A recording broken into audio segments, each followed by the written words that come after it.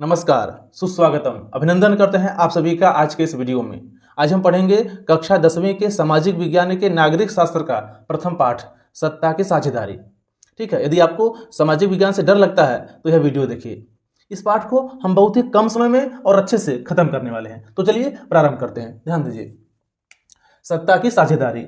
इस पाठ को प्रारंभ करने से पूर्व मैं एक उदाहरण देता हूं और आपसे कुछ प्रश्न पूछता हूं, उसका आप जवाब दीजिएगा। ध्यान दीजिए, मान लीजिए कि दो कक्षाएं हैं, किसी विद्यालय की दो कक्षाएं हैं, कक्षा ए और कक्षा बी। ठीक है, और दोनों कक्षाओं में 50-50 बच्चे हैं। दोनों कक्षाओं में 50-50 बच्चे हैं। ठीक है, अब ध्यान दीजिए, इसमें 50 बच्चों में से 35 बच्चे ऐसे हैं जो इंग्लिश बोलते हैं। ठीक है, 35 बच्चे ऐसे हैं जो इंग्लिश बोलते हैं, अंग्रेजी बोलते हैं। ठीक है, 35 बच्चों के पश्चात 10 बच्चे ऐसे हैं जो हिंदी बोलते हैं। 10 बच्चे ऐसे हैं जो हिंदी बोलते हैं और बाकी बच्चे दोनों भाषा बोलते हैं। ठीक है, बाकी बच्चे 5 बच्चे दोनों भाषा बोलते हैं, हिंदी और अंग्रेजी दोनों भाषा बोलते हैं। यहाँ पर देखिए, यहाँ पर भी वही चीज़ है, समान। 35 बच्चे अंग्रेजी, 10 बच्चे हिंदी और 5 बच्चे दोनों भाषा बोलते हैं। इतने बच्चों में से इतने बच्चे विभाजित हैं, ऐसे ऐसे भाषा बोलते हैं। ठीक है, अब देखिए, जो कक्षा बी है उसका योजना क्या है, वो क्या करते हैं लोग, ये लोग यहाँ के जो मालिक हैं उन्होंने एक नियम बना दिया है। नियम क्या है कि मॉनिटर वही बनेगा जो अंग्रेजी बोलेगा, क्योंकि अंग्रेजी बोलने वालों की संख्या अधिक है, तो अंग्रेजी में से ही कोई मॉनिटर बनेगा। ठीक है, चाहे टेस्ट में अच्छा नंबर आए चाहे ना आए, हिंदी वालों का मॉनिटर कौन बनेगा, अंग्रेजी वाला ही बनेगा। ठीक है, और कोई फंक्शन हुआ, कोई कार्यक्रम हुआ, उन सब का मालिक अंग्रेजी वाला ही बनेगा। ठीक है, क्योंकि उनकी संख्या अधिक है। और ये जो ए वाले कक्षा वाले हैं उनका एक नियम है, उनका नियम ये है कि कोई भी बच्चा हो जिसका नंबर टेस्ट में अच्छा आएगा वही मॉनिटर बनेगा, और चाहे कोई कार्यक्रम हो चाहे कोई फंक्शन हो, उन सब में सबकी भागीदारी समान रहेगी, यानी सब लोग अच्छे से मिलजुल करके काम करेंगे। ठीक है, यानी जो यहाँ पर पावर है सबको समान तरह से मिला हुआ है, सब लोग मिलजुल करके समान अधिकार से कार्यक्रम को संचालित करें। या फिर जो मॉनिटर बनेगा वो टेस्ट में जिसका नंबर अच्छा आएगा वही मॉनिटर बनेगा। यहाँ पर ऐसा नहीं है, यहाँ पर यह है कि मॉनिटर वही बनेगा जो अंग्रेजी बोलता हो। ठीक है, इन्हीं में से कोई मॉनिटर बनेगा। ठीक है, इसमें कोई भी बन सकता है जिसका टेस्ट में अच्छा नंबर आएगा। अब ध्यान दीजिए, चाहे कोई फंक्शन हुआ चाहे कोई कार्यक्रम हुआ, इसमें अंग्रेजी वाले को वरीयता दी गई है, छूट दी गई है, मनमाना तरीके से इनको पावर दिया गया है, परंतु यहाँ पर पावर को सभी में बांट दिया गया है समान तरह से। ठीक है, अब ध्यान दीजिए, अब आप बताइए कि हिंसा, लड़ाई झगड़े किस में होंगे, ए में होंगे या बी में होंगे। जो लड़ाई झगड़े होंगे, जो हिंसा होंगे, जो आपस में टकराव होगा, वह किस में होगा, ए में होगा कि बी में होगा कि, ये बताइए। जाहिर सी बात है बी में होगा, क्योंकि ये हिंदी वाले इनसे जलेंगे और दोनों आपस में मार झगड़े करेंगे। परंतु यहाँ पर सबको समान अधिकार दिया गया है, जो भी टेस्ट में अच्छा नंबर लाएगा वही मॉनिटर बनेगा। तो यहाँ पर ऐसा कोई दिक्कत, तनाव, टकराव, हिंसा होने वाला नहीं है। कार्यक्रम सब लोग मिलजुल करेंगे, अर्थात जो पावर है, जो शक्ति है, यहाँ पर समान रूप से सब में बांट दिया गया है और यहाँ पर शक्ति का बंटवारा नहीं हुआ है। ठीक है, किसी बहुसंख्यक वाले को दे दिया गया है। अच्छा, ये बहुसंख्यक का और अल्पसंख्यक क्या होते हैं, ध्यान दीजिए।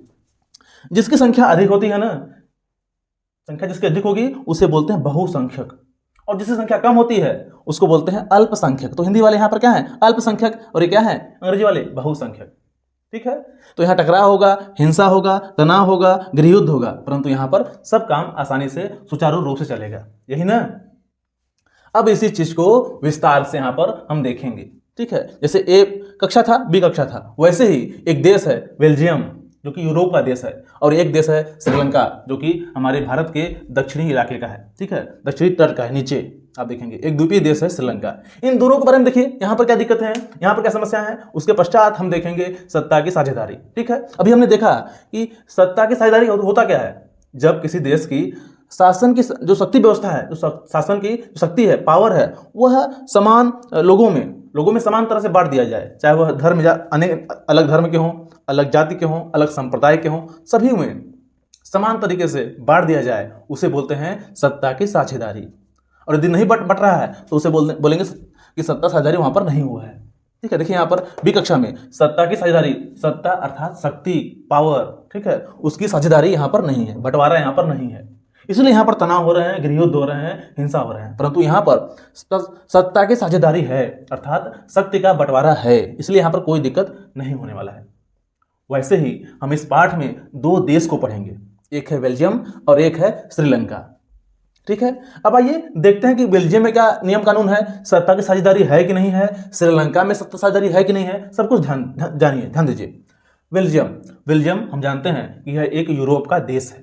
ठीक है, एक यूरोपीय देश है बेल्जियम, जो अपनी सीमा, जो अपना बॉर्डर साझा करता है ना, वह नीदरलैंड, फ्रांस, जर्मनी और लग्जमबर्ग से साझा करता है। यानी इसके जो पड़ोसी देश हैं वह नीदरलैंड, फ्रांस, लग्जमबर्ग, ये चार, जर्मनी, ठीक है, ये उसके चार पड़ोसी देश हो गए जो बेल्जियम अपनी सीमा साझा करता है। सटे हुए देश ये चार हैं। ठीक है, आगे देखिए, जो बेल्जियम है वहाँ पर 59% लोग फ्लेमिश में रहते हैं और डच भाषा बोलते हैं। ठीक है, डच भाषा बोलते हैं, डच भाषी है वो लोग, डच एक भाषा है। ठीक है, जो बेल्जियम का जो संख्या है उसमें से 59% लोग डच भाषा बोलते हैं और फ्लेमिश में रहते हैं। ये फ्लेमिश में समझिए ऐसा कि डच भाषा बोलते हैं, और 40% लोग वेलोनिया में रहते हैं जो कि फ्रेंच भाषा बोलते हैं, वो फ्रेंच भाषी हैं। और यहाँ पर 59% लोग डच भाषी हैं, अर्थात डच बोलने वालों की संख्या 59% है और फ्रेंच बोलने वालों की संख्या 40% है। अब बताइए कि बहुसंख्यक कौन हुआ वहाँ पर? जाहिर सी बात है, डच भाषी जो हैं वह बहुसंख्यक हैं और जो फ्रेंच भाषी हैं वह अल्पसंख्यक हैं। बाकी 1% जो हैं वह जर्मन भाषा बोलते हैं। ठीक है, जर्मन भाषा क्यों? क्योंकि जो यूरोप का बेल्जियम है ना, वह वहाँ बहुत सारे लोग जर्मनी से आकर बसे हुए हैं, तो जर्मनी भाषा बोलते हैं वो लोग।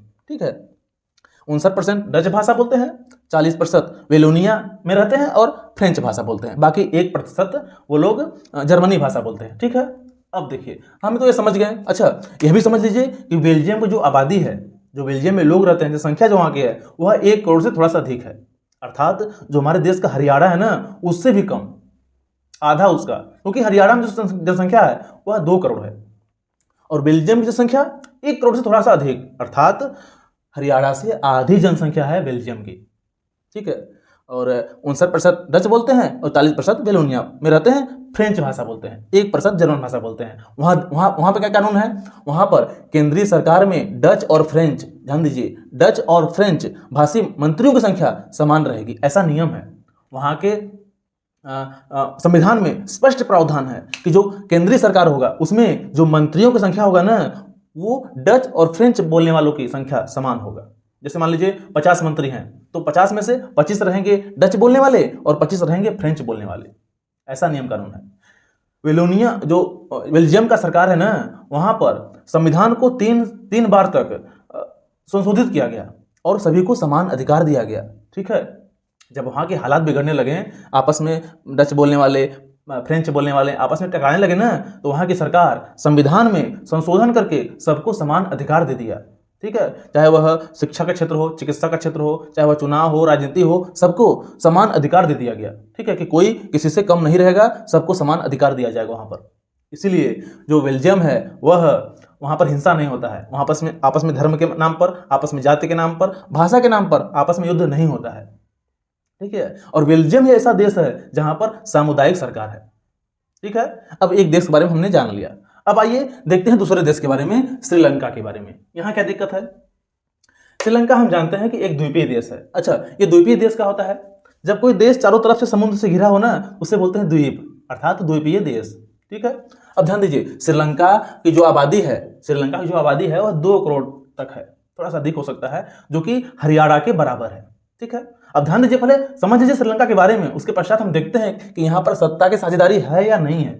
यहाँ पर तो है, हम समझ गए अच्छी तरह से, परंतु यहाँ पर देखिए है कि नहीं है। तो श्रीलंका एक द्वीपीय देश है, श्रीलंका में सिंहली सरकार का गठन होता है।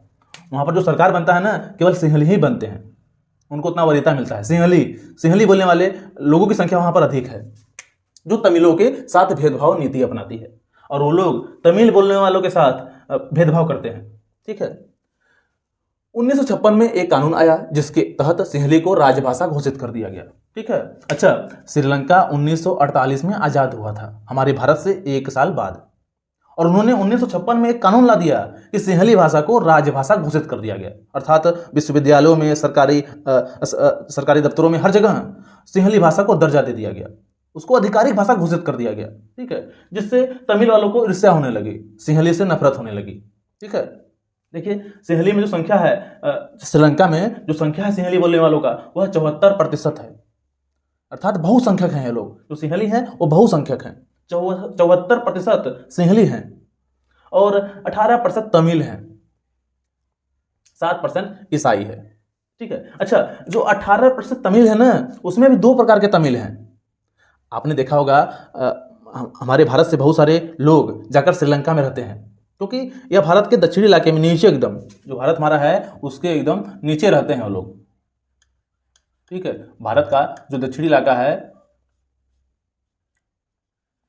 यहाँ पर, ठीक है, यहाँ पर ये श्रीलंका है। ठीक है, यहाँ पर सिंहली बोलने वालों की संख्या 74% है और तमिल बोलने वालों की संख्या 18% है। ये तमिल कहाँ के हैं? ये हमारे तमिलनाडु से जाकर के वहाँ बसे हुए हैं, किसी काम के चक्कर में, कोई अपना रोजी रोजगार है उसको देखते हुए वहाँ पर ये लोग गए हुए हैं। ठीक है, परंतु उनके साथ भेदभाव होता है।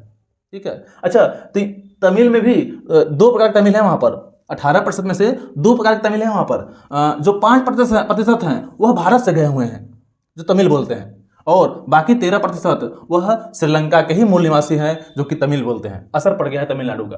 ठीक है, तो 74% सिंहली हैं, 7% ईसाई हैं, 18% तमिल हैं।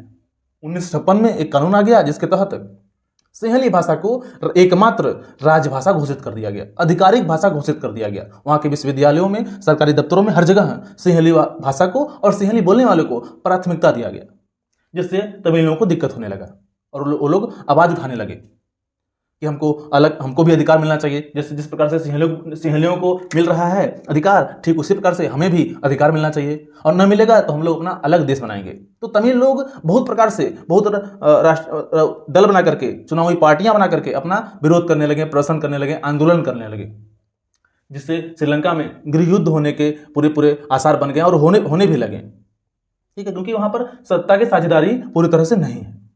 तो इस प्रकार से हमने 2 देशों के बारे में देखा। ठीक है, बेल्जियम को देखा और श्रीलंका को देखा। अब बताइए कि हमारे भारत में सत्ता की साझेदारी है कि नहीं है? बिल्कुल है। हमारे भारत में जो शक्ति का बंटवारा है वह सबको समान तरीके से बांट दिया गया है। ठीक है, सबको समान दर्जा दिया गया, चाहे कोई भाषा बोलता हो, चाहे कोई धर्म का हो। ठीक है, यहाँ पर भेदभाव नहीं होता है। तो ठीक है, तो इस प्रकार से हमने देखा, और सबसे महत्वपूर्ण प्रश्न यहाँ से यह बनता है कि सत्ता की साझेदारी क्यों जरूरी है। तो हमने देखा क्यों जरूरी है, 2 देशों को उदाहरण लेकर के हमने देखा कि क्यों जरूरी है। यदि नहीं होगा सत्ता की साझेदारी, शक्ति का बंटवारा नहीं होगा ना, तो श्रीलंका जैसे हालात बन जाएंगे। आप घर में ही युद्ध होगा। गृह युद्ध क्या होता है? जब घर में ही युद्ध होने लगे, माने इसी देश के अंदर ही युद्ध होने लगे, उसे बोलते हैं गृह युद्ध, जो कि श्रीलंका में होता है और बेल्जियम में नहीं होता है। बेल्जियम ने समय रहते हुए अपने आप को संभाल लिया, कानून में संशोधन करके सभी को समान अधिकार दे दिया गया। वहां पर किसी के साथ भेदभाव नहीं होता है, सब लोग शांतिपूर्वक रहते हैं। परंतु श्रीलंका में ऐसा नहीं है, वहाँ पर हिंसा होते हैं, लड़ाई झगड़े होते हैं, गृह युद्ध होता रहता है आए दिन। तो सत्ता की साझेदारी बहुत जरूरी है, शक्ति का बंटवारा बहुत जरूरी, नहीं तो आपस में टकराव हो सकता है। यही पाठ है, हमने अल्पसंख्यक देख लिया और बहुसंख्यक देख लिया। ठीक है, अच्छा ये देखिए एक और समझिए, जो सामुदायिक सरकार है वह केवल बेल्जियम में ही देखने को मिलता है। ठीक है, अब शक्ति का ऊर्ध्वाधर बंटवारा और क्षैतिज बंटवारा, ये क्या होता है? देखिए जो क्षैतिज बंटवारा होता है वह इस प्रकार से होता है।